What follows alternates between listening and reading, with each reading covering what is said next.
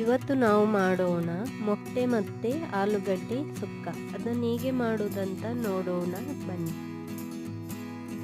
4 ಬೇಯಿಸಿದ ಮೊಟ್ಟೆ, ಒಂದು ಅರ್ಧ ಚಮಚದಷ್ಟು ಜೀರಿಗೆ, ಒಂದು ಸ್ವಲ್ಪ ಮೆಂತೆ, 1/4 ಚಮಚದಷ್ಟು ಅರಶಿನ ಹುಡಿ, 2 ಚಮಚದಷ್ಟು ಕೊತ್ತಂಬರಿ ಅಥವಾ ಧನಿಯಾ, 1 ಟೊಮೆಟೊ, ಉದ್ದ ಮೆಣಸು ಮತ್ತು ಗಿಡ್ಡ ಮೆಣಸು, ಅರ್ಧ ಕಪ್ಪು ತೆಂಗಿನ ತುರಿ, 1 ಬೇಯಿಸದ ಮೊಟ್ಟೆ, ಕರಿಬೇವಿನ ಸೊಪ್ಪು, ಈರುಳ್ಳಿ, ಬೆಳ್ಳುಳ್ಳಿ, ಹುಣಸೆ ಹುಳಿ, ಪೊಟ್ಯಾಟೊ ಅಥವಾ ಆಲೂಗಡ್ಡೆ. ಪ್ಯಾನಿಗೆ 1 ಚಮಚದಷ್ಟು ಎಣ್ಣೆ ಹಾಕೋಣ. ಈಗ ಅದಕ್ಕೆ ಹಾಕೋಣ ಉದ್ದ ಮೆಣಸು ಮತ್ತು ಗಿಡ್ಡ ಮೆಣಸು. ಉದ್ದ ಮೆಣಸು 3 ತಗೊಂಡಿದ್ದೀನಿ, ಗಿಡ್ಡ ಮೆಣಸು 8. ಈಗ ಹಾಕೋಣ ಧನಿಯಾವನ್ನು ಹುರಿದ ನಂತರ ಅದಕ್ಕೆ ಹಾಕೋಣ ಮೆತ್ತಿ ಸ್ವಲ್ಪ ಹಾಕಿದರೆ ಸಾಕು. ಅದನ್ನು ಹುರಿದ ನಂತರ ಅದಕ್ಕೆ ಹಾಕೋಣ ಜೀರಿಗೆಯನ್ನು ಚೆನ್ನಾಗಿ ಹುರಿಯಬೇಕು.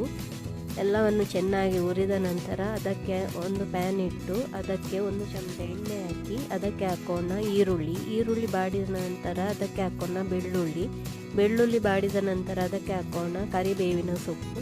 ಈಗ ಮಿಕ್ಸಿ ಮಾಡೋಣ. ಮಿಕ್ಸಿ ಜಾರಿಗೆ ಹುರಿದಿಟ್ಟ ಮಿಶ್ರಣವನ್ನು ಹಾಕಿದ ನಂತರ ಅದಕ್ಕೆ ಸ್ವಲ್ಪ ನೀರು ಹಾಕಿ ಅದನ್ನು ಮಿಕ್ಸಿ ಮಾಡೋಣ. ಈಗ ಹಾಕೋಣ ಅರಶಿನ ಹುಡಿ, ಈಗ ಹಾಕೋಣ ಹುಣಸೆ ಹುಳಿ. ಈಗ ಮಿಕ್ಸಿ ಮಾಡೋಣ. ಹುರಿದಿಟ್ಟಿರುವ ಈರುಳ್ಳಿಯನ್ನು ಹಾಕೋಣ, ಮಿಕ್ಸಿ ಮಾಡೋಣ. ಈಗ ಹಾಕೋಣ ತೆಂಗಿನ ತುರಿಯನ್ನು ಹಾಕಿ ಮಿಕ್ಸಿ ಮಾಡೋಣ. ಈಗ ರೆಡಿಯಾಗಿದೆ.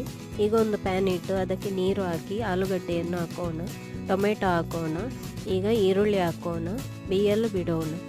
ಬೆಂದಿದೆ ಈಗ ಆಲೂಗಡ್ಡೆ. ಅದಕ್ಕೆ ಮೊಟ್ಟೆಯನ್ನು ಹಾಕಿ ಅದನ್ನು ಮಿಕ್ಸ್ ಮಾಡಬೇಕು. ಆನಂತರ ಬೇಯಿಸಿದ ಮೊಟ್ಟೆಯನ್ನು ಹಾಕಬೇಕು.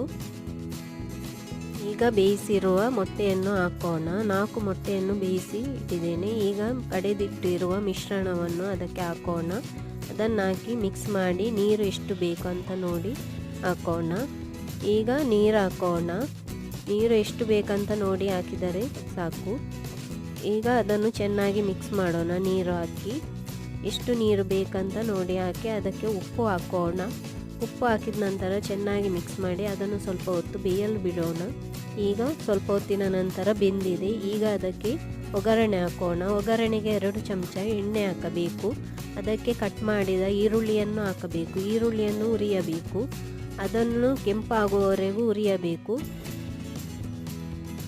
ಈಗ ಅದನ್ನು ಹಾಕೋಣ ಮೊಟ್ಟೆ ಮತ್ತು ಆಲೂಗಡ್ಡೆ ಸುಕ್ಕ. ಈಗ ಸುಕ್ಕ ರೆಡಿಯಾಗಿದೆ. ಹೇಗೆ ಉಂಟಂತ ಕಮೆಂಟ್ ಮಾಡಿ ತಿಳಿಸಿ. Thank you. ನನ್ನ ಚಾನಲನ್ನು ಸಬ್ಸ್ಕ್ರೈಬ್ ಮಾಡಲು ಮರೆಯದಿರಿ.